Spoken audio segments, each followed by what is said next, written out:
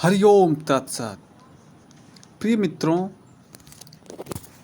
मैं ये जो चलचित्र बना रहा हूँ इसका संबंध है एक आईएएस का पद,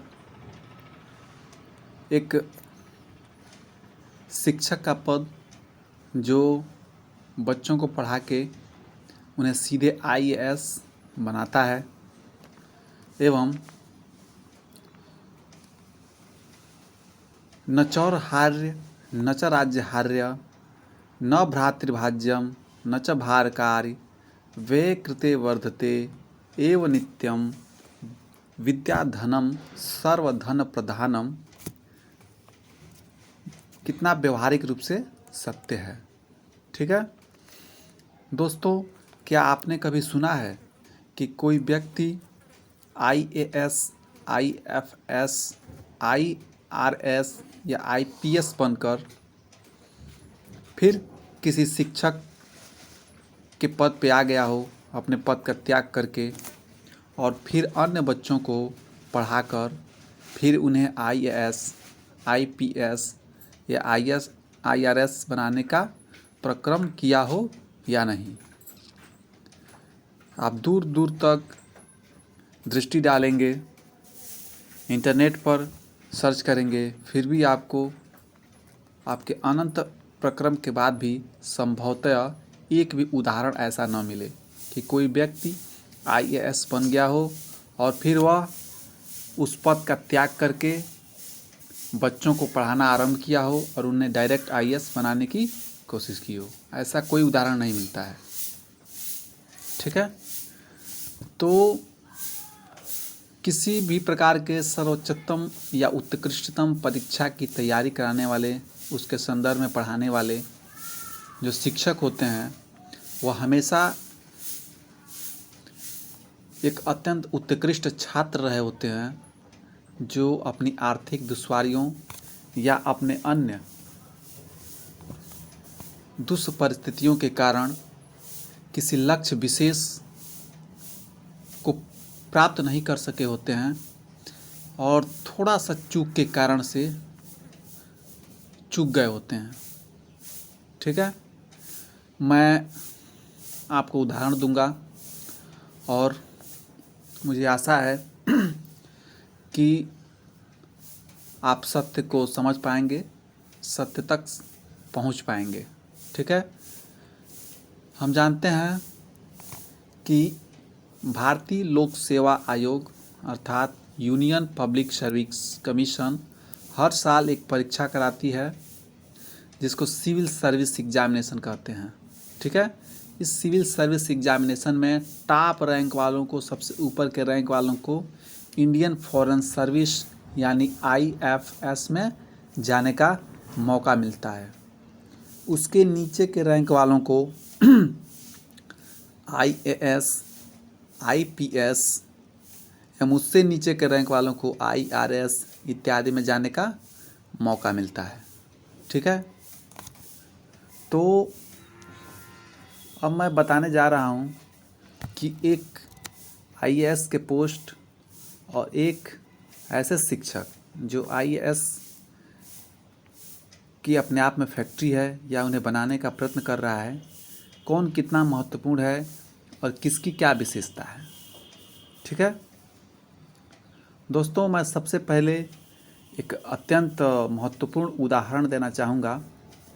21वीं शताब्दी में हिंदी मीडियम के छात्रों को आईएएस, आईपीएस बनाने वाले या उन्हें पढ़ाकर ऐसा बनाने वाले गुरुओं के संदर्भ में सबसे ज़्यादा लोकप्रिय श्री डॉक्टर विकास दिव्यकीर्ति के जीवन पर मैं संक्षिप्त रूप में प्रकाश डालूँगा।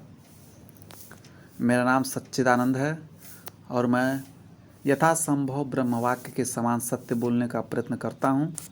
मेरे द्वारा दी जाने वाली सूचनाएं मेरे स्मृति के अनुसार सत्य हैं, तथापि यदि मेरे द्वारा दी गई सूचनाओं में कुछ त्रुटि है तो इसके लिए मैं पूर्व क्षमा प्रार्थी हूँ। ठीक है, विकास दिव्यकीर्ति जी 1995 में प्रथम श्रेणी से एमए हिंदी से उत्तीर्ण हुए। ठीक है, कुछ अंक न आने के कारण ये अपने कक्षा में प्रथम स्थान प्राप्त नहीं कर सके, इन्हें गोल्ड मेडल नहीं मिल सका। फिर भी उस समय प्रथम श्रेणी से उत्तीर्ण होना बहुत बड़ी बात थी। ठीक है, 1995 में प्रथम श्रेणी से हिंदी में एमए करने के बाद ये 1996 में यूपीएससी में सिविल सर्विस की तैयारी आरंभ किया। ठीक है, 1998 में रिजल्ट आया। ठीक है, रिजल्ट में जो इनका रैंक था बहुत ख़राब था। ठीक है, रैंक बहुत ख़राब होने के कारण ये आईएएस या आईपीएस या आईएफएस नहीं बन सकते थे। ठीक है, परंतु इनको इंडियन सेक्रेटरी सर्विस में इनको ऑफ़र आया कि आप इंडियन सेक्रेटरियल सर्विस को ज्वाइन कर लें। ठीक है, परंतु इन्होंने उस प्रस्ताव को ठुकरा दिया एवं बच्चों को पढ़ाना आरंभ कर दिया। ठीक है, बच्चों को पढ़ाना आरंभ कर दिया। इसके बाद से किसी मित्र के समझाने पर इन्होंने फिर से इंडियन सेक्रेटरियल सर्विस ज्वाइन कर ली एवं 4 महीना तक सर्विस देने के बाद इन्होंने अपने पद से त्यागपत्र दे दिया। ठीक है, और बच्चों को पढ़ाना आरंभ रखा और इन्होंने अपनी पढ़ाई जारी रखी। ठीक है, पढ़ाई जारी रखी। अब क्या हुआ, इसके बाद से इन्होंने प्रयास पे प्रयास किए और ये कभी भी इंटरव्यू क्लियर नहीं कर पाए। जब ये बच्चों को नहीं पढ़ाते थे, अपने शुद्ध पढ़ाई के द्वारा इन्होंने यूपीएससी सिविल सर्विस में एक रैंक पाई। इनको सर्विस ऑफ़र की गई, इन्होंने पहले ठुकराया, फिर उसे ग्रहण किया, 4 महीना पढ़ाया या कुछ महीने पढ़ाए, उसके बाद उन्होंने छोड़ दिया। उसके बाद से बच्चों को पढ़ाते रहें और फिर इन्हें कभी अपेक्षित सफलता नहीं मिली, ये कभी भी परीक्षा को उत्तीर्ण नहीं कर पाए। अंततः 2003 में अपने अंतिम प्रयास के बाद इन्होंने प्रयास करना छोड़ दिया। ठीक है दोस्तों, मैं यही समझा रहा हूँ एक शिक्षक का पद कितना कठोर होता है। ठीक है, एक शिक्षक बनना आसान नहीं होता है। एक शिक्षक बनने के बाद से मनुष्य ज्ञान के भार से दब जाता है। उसकी स्थिति एक बलवान बैल के तरह से होती है जिसका काम होता है खेत जोतना, और एक ऐसा स्टूडेंट जो केवल प्योर स्टूडेंट है उसकी स्थिति छुट्टा सांड की तरह से होती है। ठीक है,